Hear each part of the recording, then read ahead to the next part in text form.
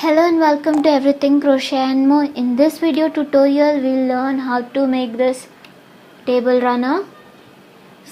So first go through the playlist of this table runner, starting with the doily, then its joining. In the joining part I've shown you how to join two doilies, and now in this later part of the video I'll show you how to join multiple doilies to form a gap here. These three doilies form a gap here, a triangular gap where we've joined our rows. So let's begin.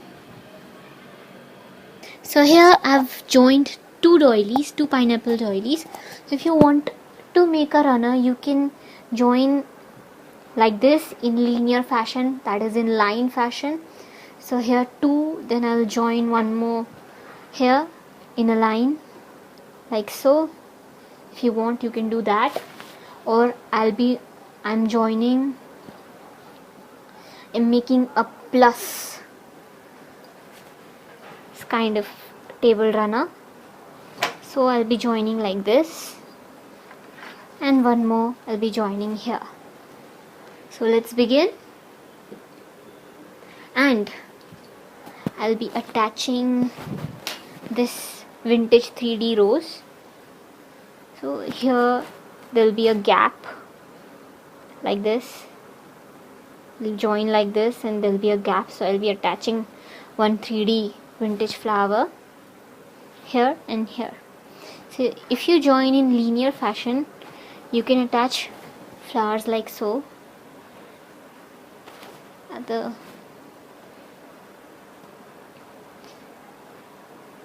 tip of the arches.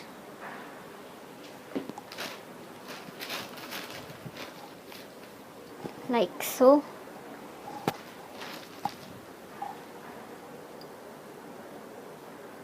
So it will look more decorative and festive. So let's begin. So I've kept this current motif, that is the incomplete motif. I've only done half of its last round. Another half I've kept bare for the joining.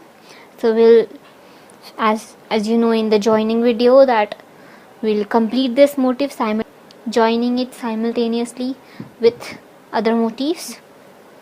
So this is how we'll be joining. As I said, consider from one tip of an arch to another tip of another arch. We'll consider it one side. So this is one side, and this is one side of another motif of another doily. And so we'll be joining like this, making a gap here like so. So let's begin with our joining, multiple doily joining, because I'll be joining one doily with two. So here I've already made 7 picots of this arch, 7 remaining. You know how it goes from the joining video I made earlier. So chain 3 done. Now select the eighth picot of the corresponding arch of another motif, doily. 1 2 3 4 5 6 7 8.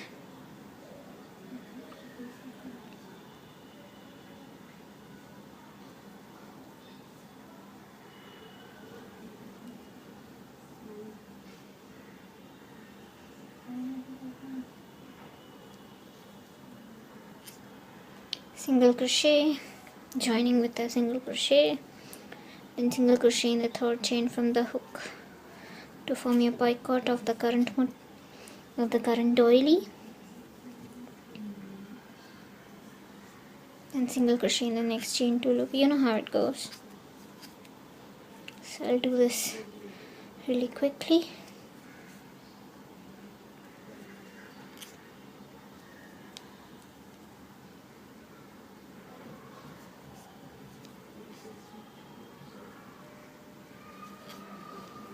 second done, second picot joined.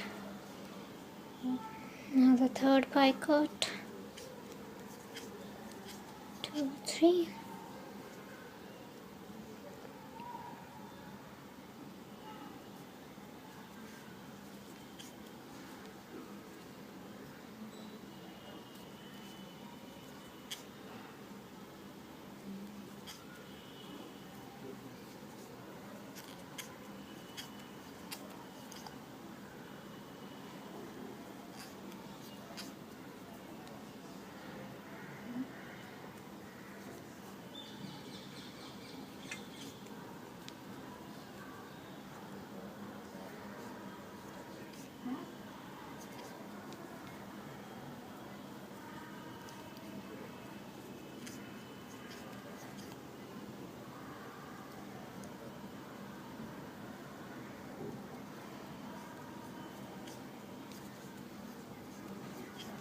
So let's see how many we've joined till now.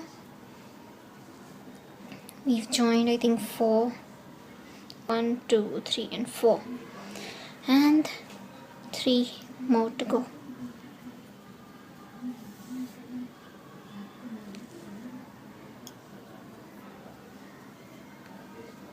So chain 3.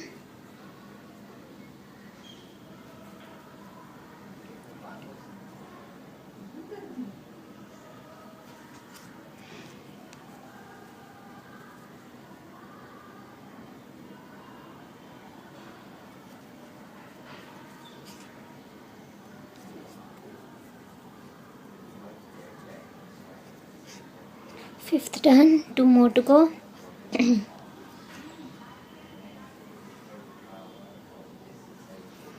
Sixth joining done. And picot, chain 1, single crochet in the next, chain 3, the 7th one,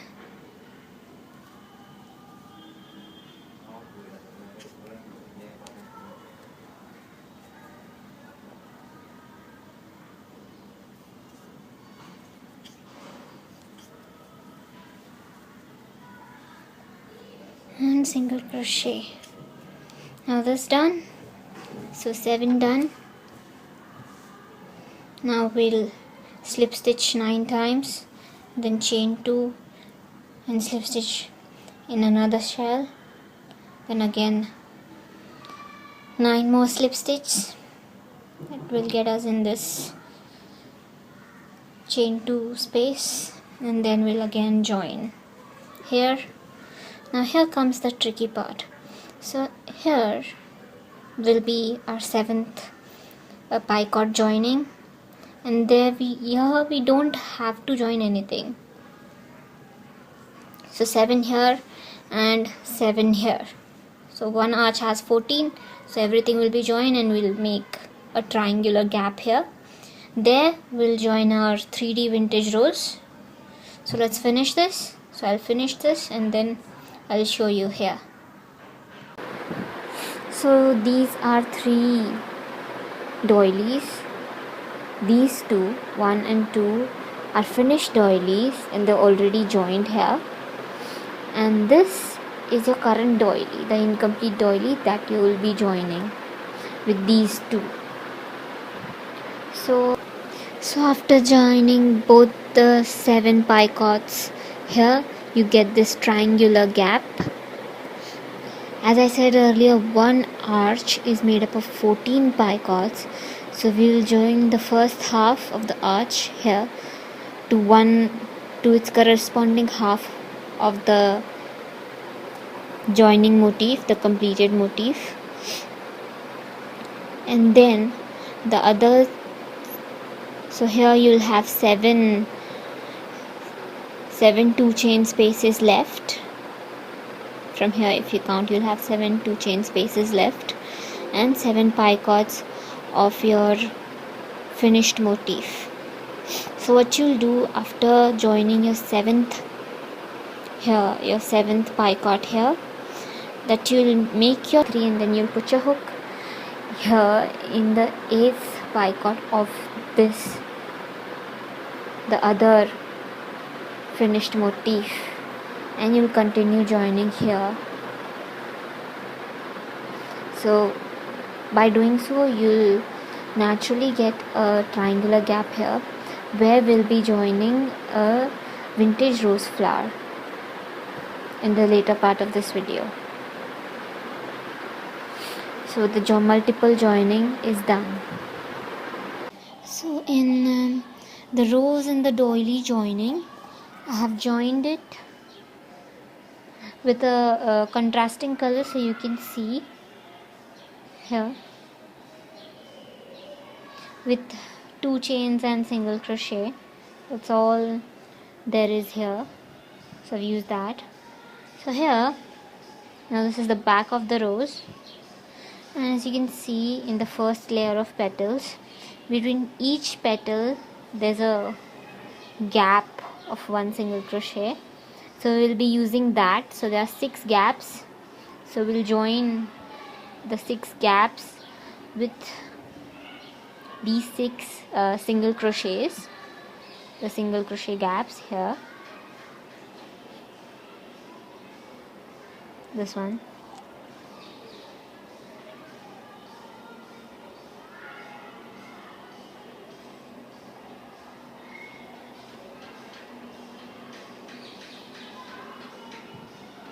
so here we'll make a single crochet, then chain 2, and this gap that we've specially designed for the flower that we get here while joining multiple sides of doilies. So here we've joined 3 doilies together, so you get this triangular space here with 3 vertices, 1, 2 and 3. So here we have 6 joinings available, so you'll take the middle part between the 2 vertices on each sides, so 3 midpoints, so we get 6 point of joining. So here 1 vertex, 1 midpoint, third vertex, 4th midpoint, 5th, first joining, second joining, third joining, 4th joining, 5th joining and 6th joining. So let's begin, and for this I'm using a 2 mm crochet hook and a contrasting thread, so you can see exactly what's going on here. So let's begin. So let's begin with a slip knot.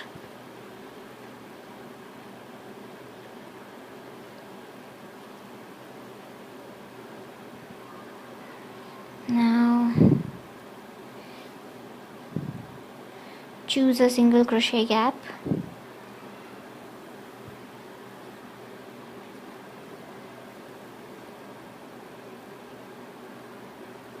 so put your hook through and pull the thread through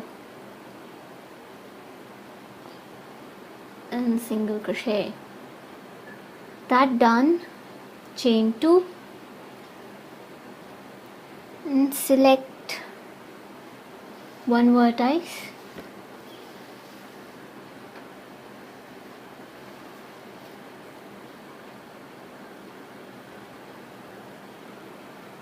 and single crochet in that vertex.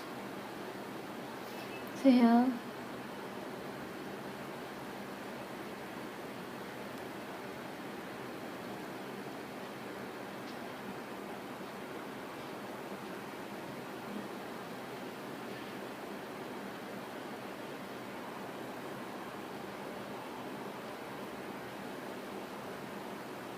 so our first joining done, then we'll make chain 2, 1, 2 and we'll select the adjacent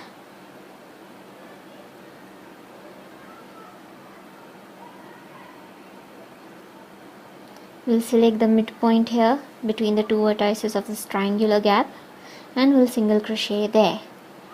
Now that done, again we'll make chain 2, 1 and 2 and we'll select, so we're doing like this, So we'll select the adjacent gap here.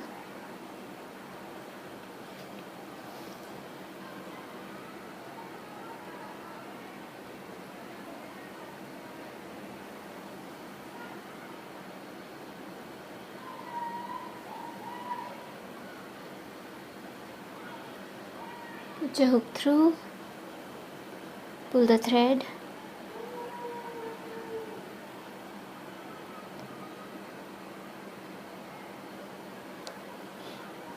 put your hook through and pull the thread, and single crochet. Again chain 2. Now single crochet in the adjacent petal gap.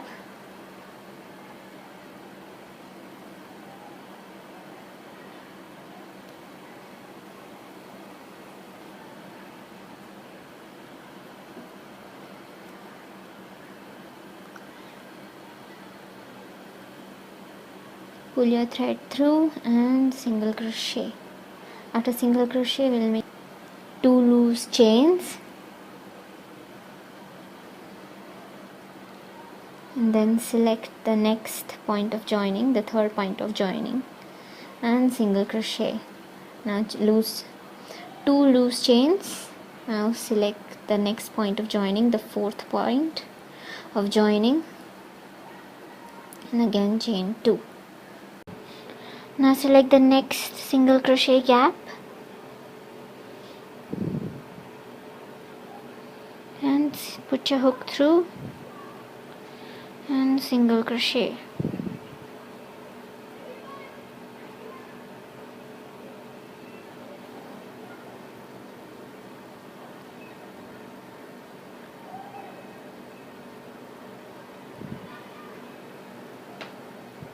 Put your hook through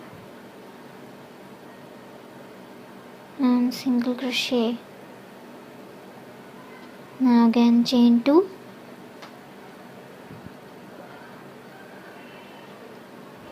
and single crochet in the next single crochet gap of the rows.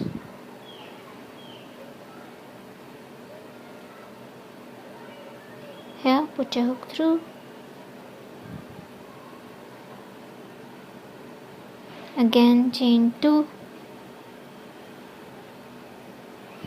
select the next point of joining,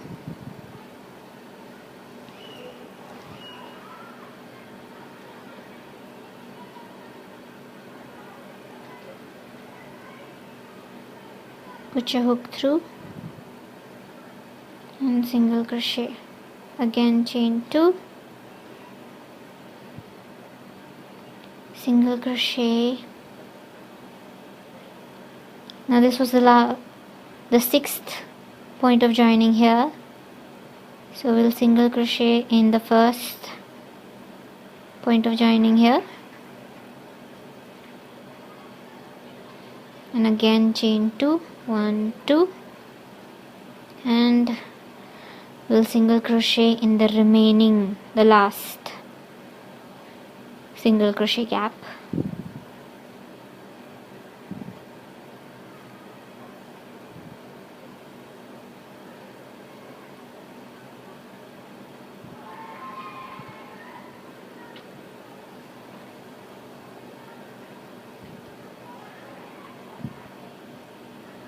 And with this we finish our joining.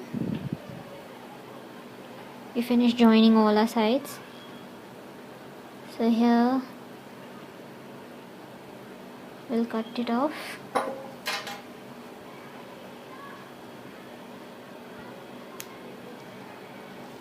And we'll weave in the ends later. This is what the joining looks like. If you want, you can keep the 2 chains loose or tight as you wish. Tight will be better, but for your understanding I have kept here loose. You can see here the joining like so you can clearly see. See, if you keep your chain tools tight, it will be more secure like this. So with this we finish our table runner.